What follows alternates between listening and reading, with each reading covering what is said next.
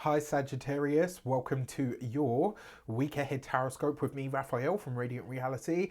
It's an absolute pleasure to have you. Thank you so much for being here. Thank you so much for joining me. Quick note, these readings are for your sun, moon, and ascendant signs. So whether you're a sun, moon, or rising sign Saggy is for you. But remember to check all three out so that you get a clearer and more complete picture of how they're going to speak to you, and also which part of you I resonate with most as a reader. So before we start, as always, I would like to bless my decks of cards with all forms of love, light, peace, prosperity, and abundance. And I pray that the messages that come through are ultimately clear and concise. They help you on your path to your highest vibrational good. So, for your key to the week, da da da. Uh, this week you have the Star card, right? So it's going to be a bright, happy, hopeful week this week. But also, remember with the Star card, what you tend to get is a glimpse into the future. So this week, it wouldn't be a surprise if you have either some really brilliant idea or something occurs to you that maybe hasn't before, or potentially, one of the other things that I like about the Star card, it has the potential to help us see something in a much more optimistic light.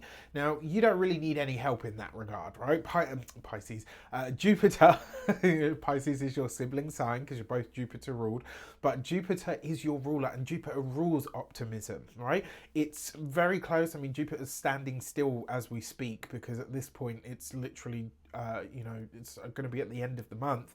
Your ruling planet's going to turn direct, but it's almost like you can feel that in advance, like your optimism is starting to come back. I will say that across all of these fields that we're about to look at as well, it is possible that this week you start to look at or start to incorporate more of a technological slant into what you do. So this could be through social media. It could be that maybe you're taking your first sort of foray into the AI world with ChatGPT or something along those lines. But I like this. I love the Star card anyway. It's one of my favorites.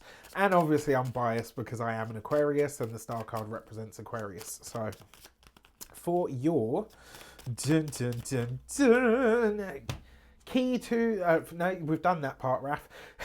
You've got the Six of Pentacles in your actions and options. So there's a few ways that this could show up.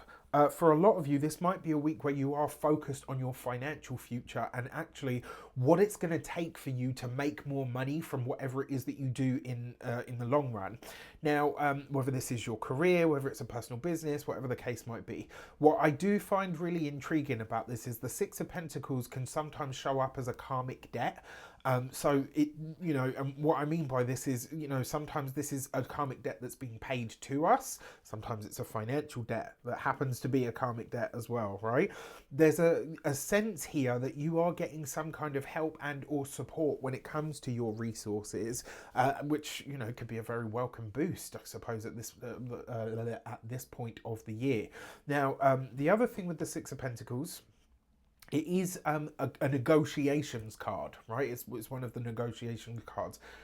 Use this, right? The options that are available to you this week, if there's something that you need, something that you desire, this is a week for you to haggle, all right? Like, you can absolutely do this.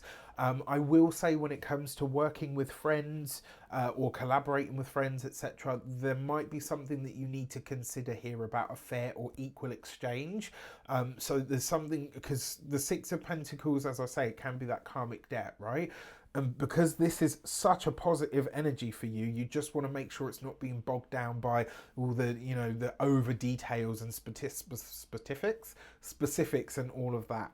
For your communications and conversations, you've got the Queen of Wands, right? So if you are collaborating or connecting with someone, you are going to have to set down a few of your boundaries.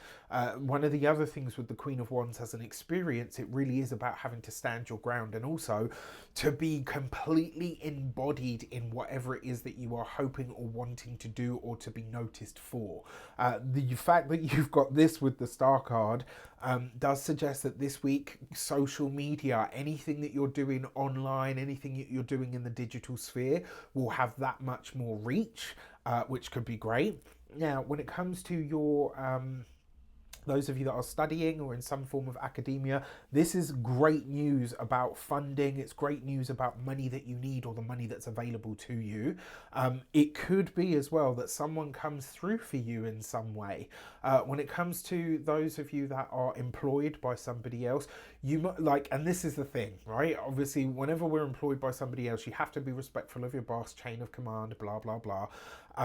But I never forget one time my boss, this was in the last job that I ever held, which was, oh gosh, so long ago now. It's so crazy to me. But yeah, he really tore a stripe off me in front of the office, in front of everybody. And I was like taking it and taking it and taking it. And anyone that knows me knows that's how I am. Like, I will put up with a lot. But then when I lose my shit, people are like, oh, okay, I didn't realise that there was that other side to Raf. Right, and he just kept going and going and going. And in the end, I just kind of banged my hand on the desk and I said, are you finished? Like, are you done? Yeah? Okay, right? And then I kind of went in and said what I had to say.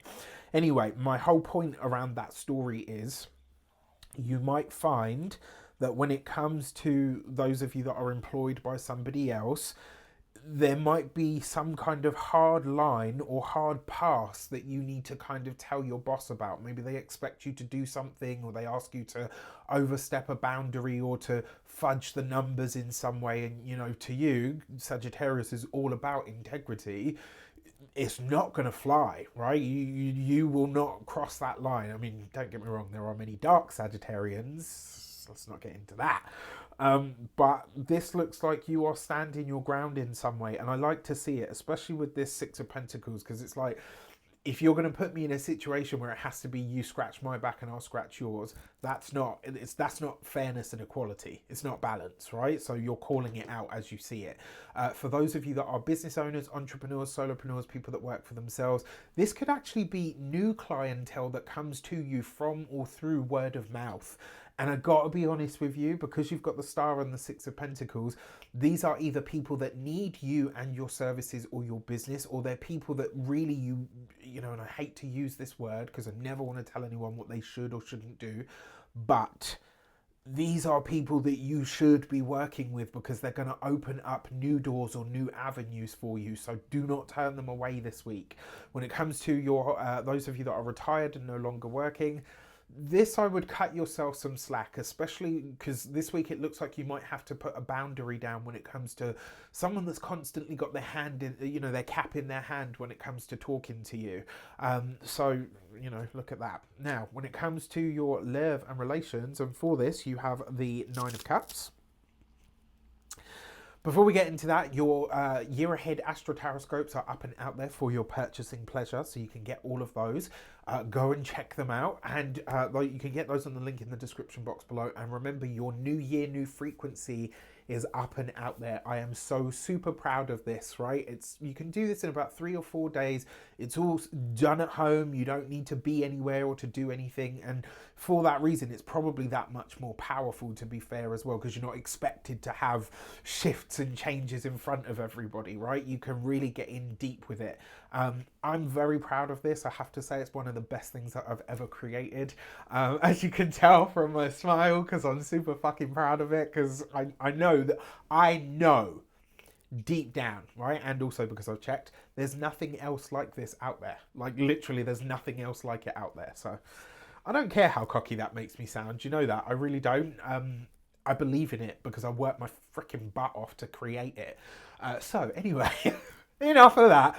For your love and relationship, you've got the Nine of Cups. If you are partnered, married, or in a long-term commitment where you've had problems, challenges, or issues that you've had to work through with your significant other, this bodes very, very well. The Nine of Cups itself is actually about healing. And with this Queen of Wands, it's like you're standing your ground with your partner, but you're also able to acknowledge each other and to honor each other and just kind of say, okay, you know what? Maybe we agree to disagree, or maybe, you know, we've had to have this moment so that we purge all of the toxic shit that we were both holding on to so that we can move forward, right? But either which way, there is healing, There is, you know, absolutely steps forward in your relationship this week. For those of you that are single and looking to mingle, you could be talking to someone online. You know, if you've been with me long enough, you know Rafi's rules about getting catfished in 2023. If you're out here being catfished in 2023, when literally everybody is glued to their smartphone that has a camera, I ain't got no sympathy. None whatsoever. If you're out here being catfished in 2023, something wrong. Okay? Not interested.